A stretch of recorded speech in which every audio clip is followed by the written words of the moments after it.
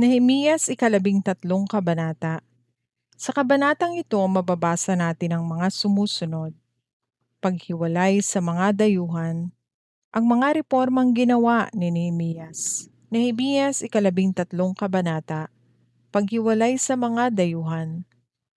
Nang araw na binasa sa harap ng mga tao ang kautusan ni Moises, natuklasan nila roon na mahigpit na ipinagbabawal sa mga Israelita ang pakihalubilo sa mga Amonita o Moabita. Pinagbawal ito sapagkat hindi sila binigyan ng pagkain at inumin ng mga Amonita at Moabita nang dumaan ang mga Israelita sa lupain ng mga ito noong lumabas sila sa Ehipto. Sa halip, inupahan pa ng mga ito si Balaam upang sumpain ang Israel. Subalit ang sumpang iyon ay ginawa ng Diyos natin na isang pagpapala. Ang mga reformang ginawa ni Nehemias. Noon si Eliasib ang paring namamahala sa mga bodega sa templo. Magandang pakikitungo niya kay Tobias, palibhas ay matagal na silang magkaibigan. Kaya't pinahintulutan ni Eliasib si Tobias na gamitin ang malaking silid sa templo. Ang silid na iyo'y taguan ng mga handog na pagkaing butil, insenso, mga kagamitan sa templo, mga handog para sa mga pari, kasampung bahagi ng handog na butil, alak at langis na para sa mga Levita, sa mga awit at sa mga bantay sa templo. Habang nagaganap iyon, wala ako noon sa Jerusalem, sapagkat nang si Haring Artaxerxes, hari ng Babylonia ay nasa ika-32 taon ng paghahari, nagpunta ako sa kanya upang mag-ulat. Hindi nagtagal at ako'y pinahintulutan niyang makabalik sa Jerusalem. Noon ko natuklasan, binigyan pala ni Eliasib si Tobias ng silid sa loob ng templo. Labis ko itong ikinagalit at itinapon ko sa labas ang lahat ng kagamitan ni Tobias. Pagkatapos iniutos kong linisin ang silid at ibalik doon ang mga kagamitan sa templo, pati ang handog na pagkaing butil at insenso.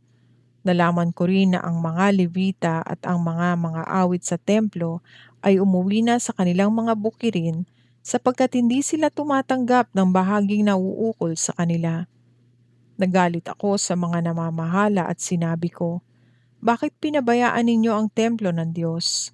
Kaya't pinabalik ko ang mga Levita at ang mga awit sa templo at muling pinagtrabaho sa kani-kanilang tungkulin. Dahil dito ang lahat ng mamamayan ng Huda ay muling nagdala ng ikasampung bahagi ng kanilang mga inaning butil, alak at langis, at inipon ang mga ito sa mga bodega.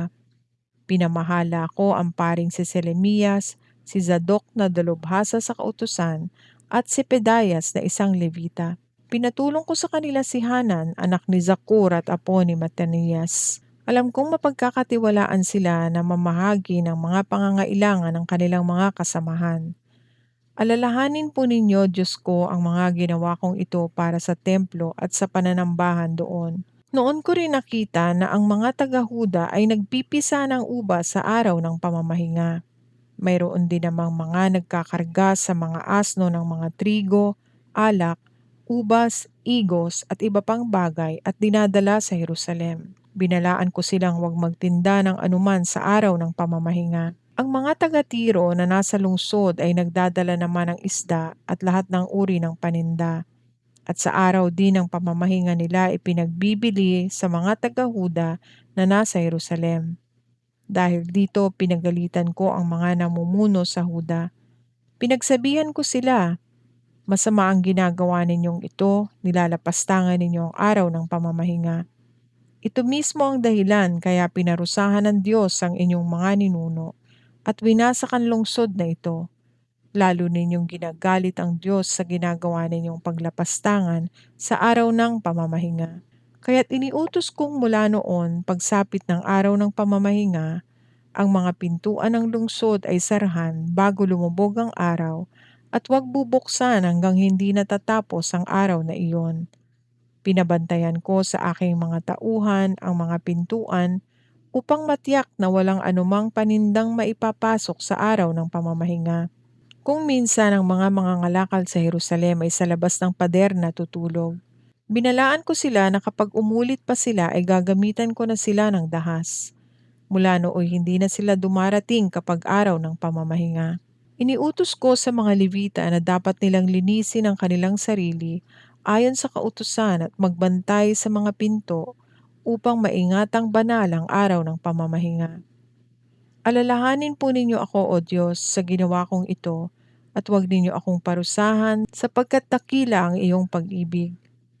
Nalaman ko rin noon na maraming mga Hudyo ang nag-asawa ng mga babaeng taga-Asdod, Amon at Moab. Dahil dito kalahati ng kanilang mga anak ang nagsasalita ng wikang Asdod at iba pang mga wikang Banyaga, ngunit hindi sila nakakapagsalita ng wika ng Huda. Pinagalitan ko ang mga kalalakihan, isinumpa sila, pinalo at sinabunutan. Pagkatapos, pinapanumpa ko sila sa pangalan ng Diyos na sila at ang kanilang mga anak ay hindi na mag-aasawa ng mga dayuhan. Hindi ba iyan ang sanhi ng pagkakasala ni Solomon? Sinabi ko sa kanila, walang sino mang hari sa anumang bansa na tulad niya. Mahal siya ng Diyos at ginawang hari sa buong Israel. Subalit nagkasala siya dahil sa mga babaeng banyaga. Susundin ba namin ang inyong masamang halimbawa at susuway sa Diyos dahil sa pag-aasawa ng mga dayuhan? Isa sa mga anak ni Joyada na anak ng pinakapunong pari na si Eliasib ay nag-asawa ng isang babae mula sa angkan ni Sanballat na Horonita, kaya't pinalayas ko siya sa Jerusalem. Alalahanin po ninyo, aking Diyos, ang paglapastangan nila sa tungkulin ng pagiging pari at sa kasunduang ginawa ninyo sa mga pari at sa mga Levita.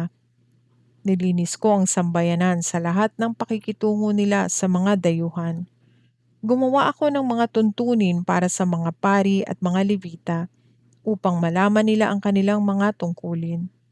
Isinaayos ko rin ang pagdadala sa takdang oras ng mga kahoy na gagamiting panggatong sa pagsunog ng mga handog, gayon din ang pagdadala ng mga tao sa mga unang ani ng butil at bungang kahoy. Alalahanin ninyo, aking Diyos, ang lahat ng ito at ako po'y pagpalain ninyo.